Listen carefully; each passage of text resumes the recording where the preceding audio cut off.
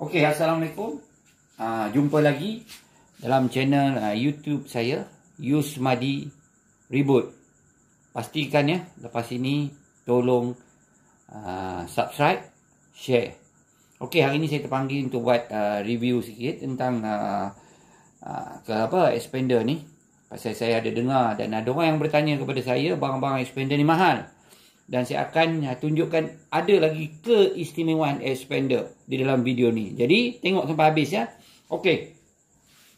Kita tengok ya, ada yang mengatakan lampu ini harga sampai beribu ringgit, 1,700 ke 1,800. Ada yang mengatakan lampu ni mahal. Okey ya, saya tunjuk apa yang saya cari dalam Shopee dan di Thailand, di Vietnam. Kita tengok ya, ini Shopee Malaysia Apa yang saya ni Shopee Malaysia. Okey, tengok lampu ni daripada Shopee Malaysia. Walaupun dia H4, bukan sama dengan ini. Ini LED original LED. Ini H4. Lebih kurang RM407. LED lebih kurang, kalau tak silap saya, 600 lebih dia. Tapi saya tak pastilah. Macam mana ada pihak yang claim barang ni sampai 1,800. Mungkin dia beli daripada Mitsubishi. Kita sebagai pengguna kena pandai membeli. Jangan dengar orang cakap terus dia beli. Kita kena pandai survey, cari pasaran di mana murah dan barang tu original. Saya tunjuk lagi sekali. Barang yang lain ini absorber pula. Kita tengok absorber Ini di Indonesia punya market 1,200,000. Sekarang duit tukaran Indonesia lebih kurang RM1,320. Mana tak sampai RM400. 4 Ini adalah original daripada Mitsubishi. Saya scroll lagi. Tengok parts ni ada tulis Mitsubishi. Nanti saya lampirkan dekat tepi tu juga. Kita tengok. Kotak pun tulis Mitsubishi. Nanti ada orang cakap kotak mana-mana pun boleh ni. Tapi saya nak menunjukkan barang dia bukan mahal.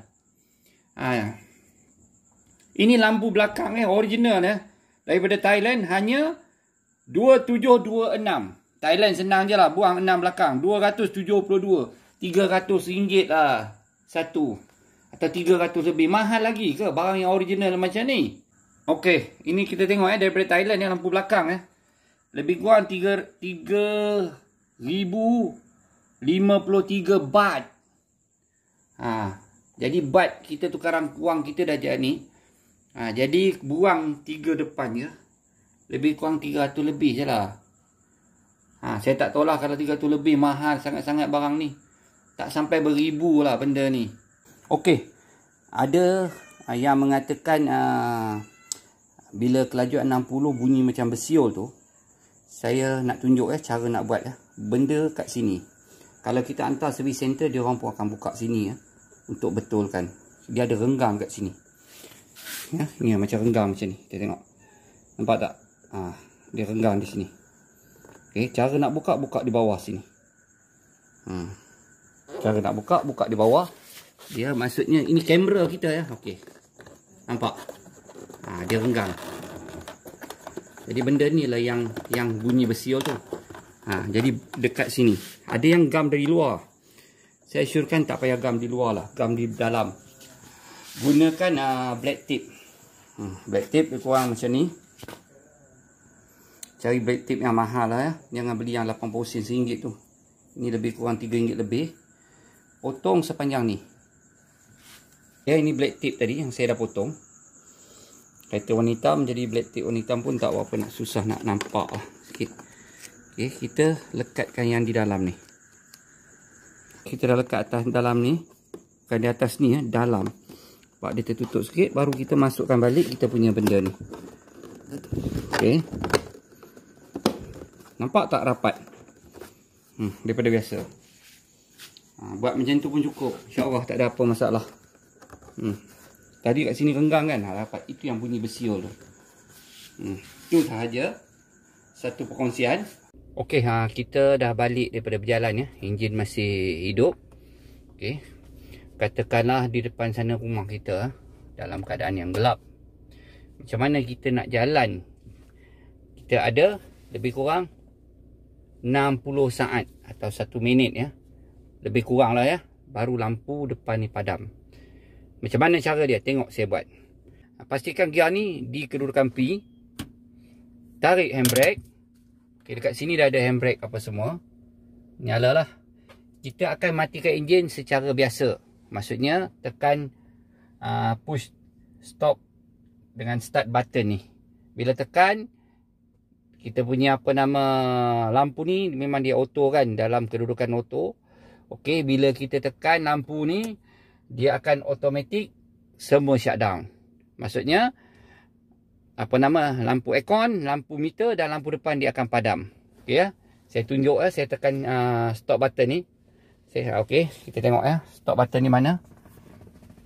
Ni stop dengan start button. Kita tengok kedudukan di sini mesti auto jangan pergi tekan tempat lain, dia tak boleh jadi di sini. Okey, dan di sini tengok enjin masih hidup RPM 1. Saya tunjuk di depan Di depan lampu masih menyala. Okey saya tekankan. Okey, kita tengok lampu depan lah lebih senang. Bila tekan sahaja, lampu depan ni akan padam. Bila tekan nak matikan enjin. Nampak tak? Okey saya tunjukkan apa kita nak buat sebelum turun. Okey. Nampak tak ni? Kita tarik sekali ke belakang. Sampai dekat meter ni menyala. Tengok dua-dua. Saya tarik sekali saja. Tarik sekali, dia menyala. Kita tengok lampu depan dah menyala. Kita boleh turun. 60 saat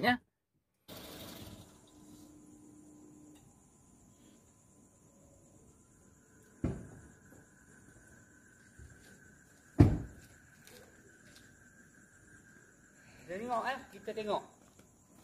Saya akan remote menunjukkan dah kunci. Nampak? Maksudnya dia akan terpadam dalam 60 saat. Kita tunggu dia padam sendiri. Ini satu tips kalau nak jalan dekat rumah apa semua, dia akan suluh. Okey, dia dah padam. Nampak? Dan jangan terkejut bukan lampu depan saja, lampu belakang pun sama. Dia menyala macam kita onkan daripada dalam.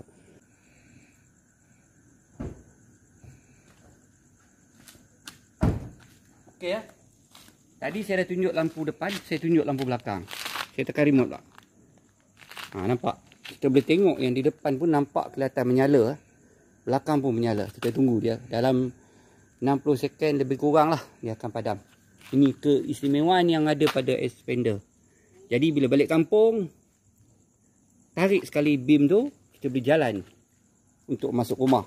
Okey, dah padam. Alhamdulillah. Semua expander di Malaysia ada benda ni. Okey, kita tengok apa fungsi benda ni. Ramai yang tanya. Kita ada dalam buku kita, dia ada satu kod. Semua orang ada. Jangan bubur dalam kereta.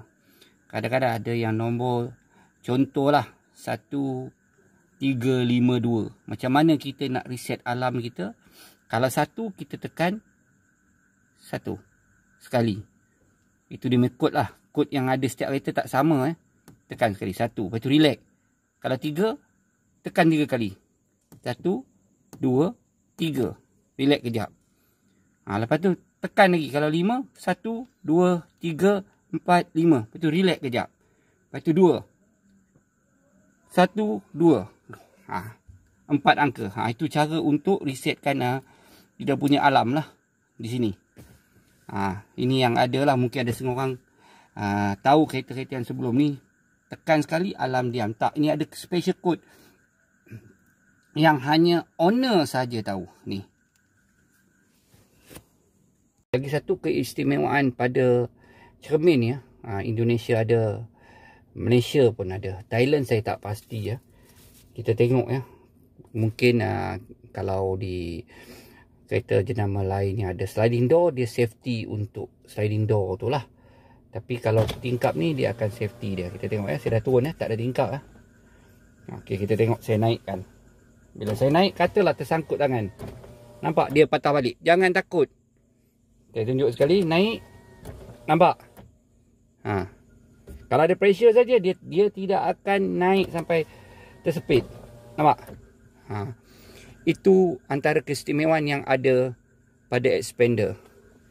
Okey. Jadi tujuan saya buat ni, saya rasa ramai yang dah tahulah tingkap, mungkin lampu orang dah tahu. Salah satu saya nak terangkan lagi sekali pengalaman saya menggunakan expander. Ada yang kata minyak kuat.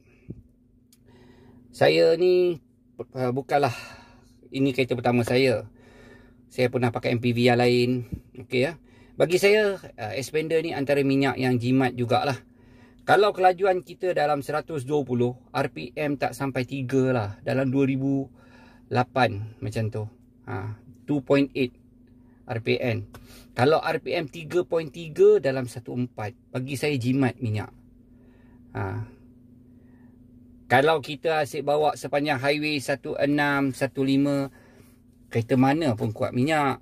Cerita dia. Tapi kalau di segi pengalaman saya untuk kereta ni, naik Cameron Highlands tidak ada masalah. Saya tak pernah pakai OD naik Cameron Highlands. Dan saya ke Penang naik Bukit Menora, saya tak pakai OD. Saya cuma main pedal minyak je. Floorkan sikit, dia akan tukar minyak. Itu cara saya pakai auto daripada dulu. Jadi pergi KL pun bagi saya tak ada masalah lah. Minyak dia ada yang kata kuat. Janganlah kita, ini kereta 1.5 ya, kita kena banding dengan 1.5.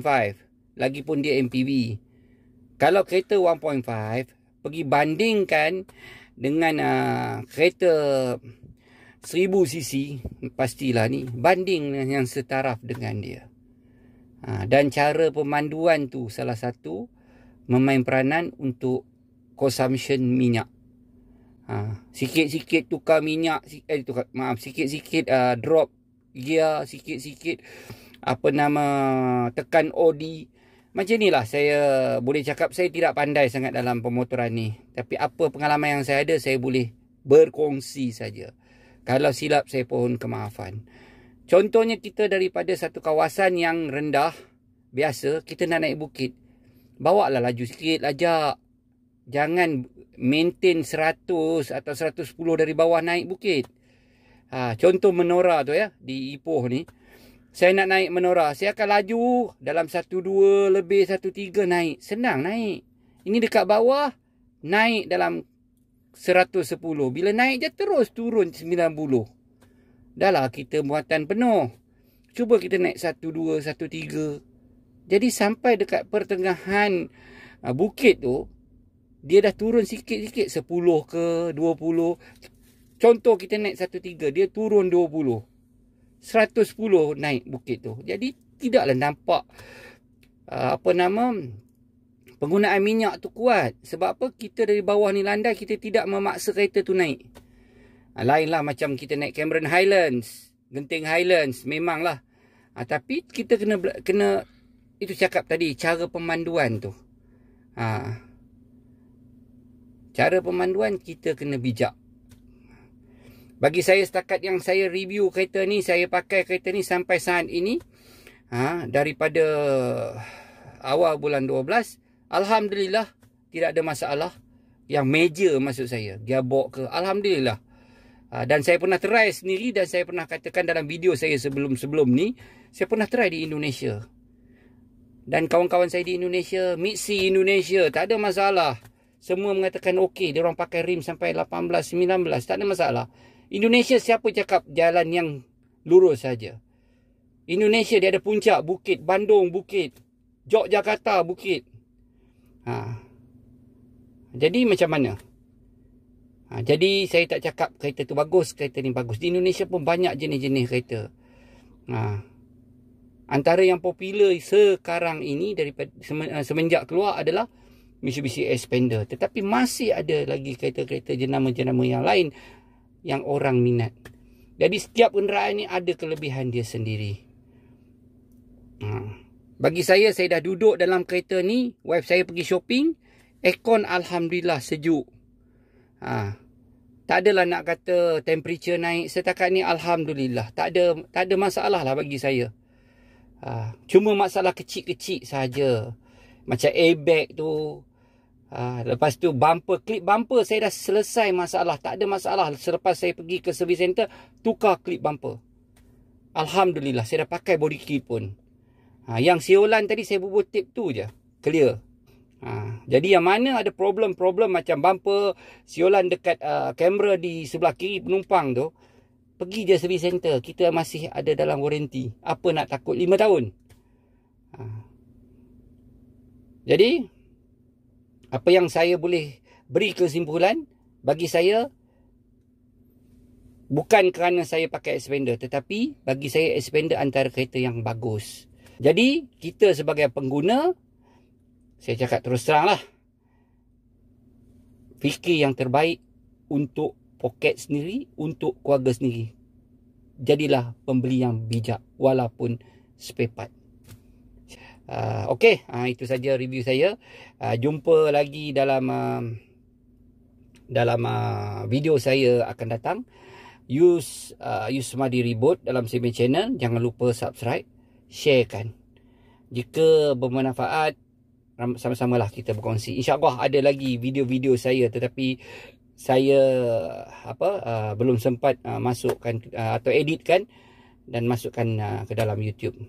Saya jawab, saya terpanggil kerana ada orang cakap expander ni kos dia tinggi. Sebenarnya tidak. Jadi kita sebagai pengguna kena bijak membeli.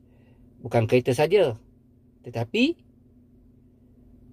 spare part dia. Okey, jumpa lagi. Assalamualaikum.